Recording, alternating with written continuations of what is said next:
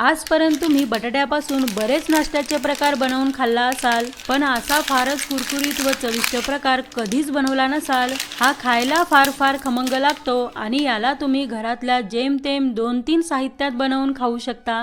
तर चला मग जास्त वेळ न घालवता हा खमंग कुरकुरीत नाश्ता बनवण्यासाठी आपल्याला हवंय बटाटा।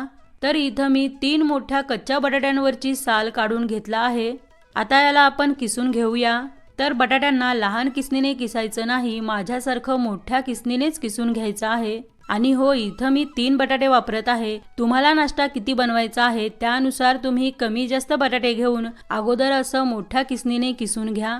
मग त्यानंतर बटाट्याचा किस पाण्यात टाकायचा आहे, जेणेकरून त्यांचा स्टार्च निघून जाईल। त्यामुळे पाण्यात टाकल्यानंतर हाताने ढवळत ढवळत किमान 2 वेळा व्यवस्थित धुवून घ्यायचं। हे पहा, इथं मी याला 2 वेळा धुवून यातलं पाणी व्यवस्थित निथळून घेतलं आहे। तर आता आपल्याला काय करायचं आहे, गॅसवर पॅन ठेवून त्यात साधारण 1 ते 1.5 चमचे तेल टाकायचं आणि तेल हलकसं गरम झालं की त्यात बारीक चिरलेल्या 2 हिरव्या मिरच्या टाकून 10 ते 15 सेकंद परतून घेऊया।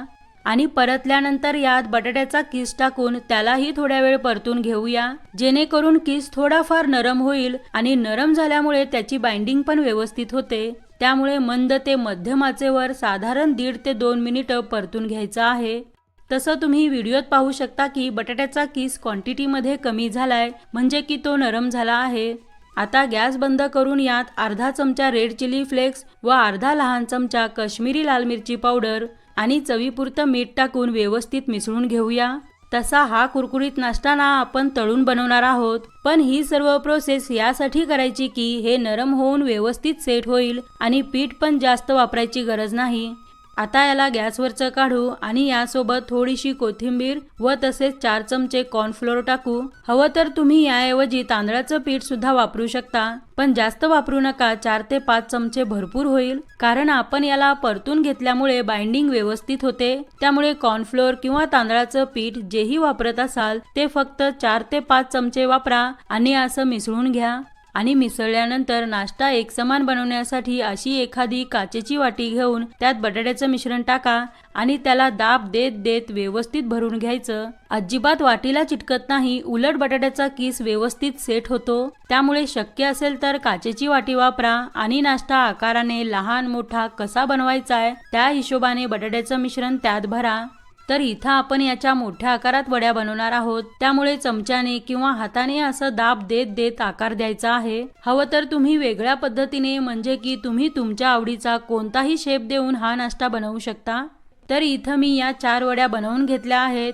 आता याला तळण्यासाठी तेल अगोदर चांगलं गरम करून घ्यायचं आणि तेल चांगलं गरम झालं की उलथण्याच्या मदतीने किंवा हाताने एक एक वडी उचलून हळूवार तेलात सोडायचं आहे। आणि हो, याला तळण्यासाठी शक्यतो पसरट पॅन सारखं भांडं वापरा, खोल वापरू नका। आणि नाश्ता तेलात सोडल्यानंतर लगेच झारी न फिरवता ते थोडे सेट झाले की मग आलटून पलटून चांगलं तळायचं आहे। तसेच महत्त्वाचं म्हणजे याला तळायला थोडा जास्त वेळ लागतो, पण जर तुम्ही गडबड करून मोठ्या आचेवर याला तळून घेतलात तर याची चव तशी येणार नाही जशी आपल्याला हवी। म्हणून मंद ते मध्यम आचेवर सावकाश पण थोडा वेळ देऊन छान कुरकुरीत होईपर्यंत असं तळून घ्यायचं आहे। तर तुम्ही बघू शकता आपल्या नाश्त्याला किती सुंदर रंग आलाय आणि हे मस्त कुरकुरीत सुद्धा झालेत। आता यांना काढून बाकीचा नाश्ता सारख्याच पद्धतीने तळून घ्यायचा। तर असा आगळा वेगळा खूपच कुरकुरीत आणि चवदार नाश्ता या पद्धतीने एकदा बनवून खाल्लात ना, खात्रीने सांगते परत परत नक्की बनवाल।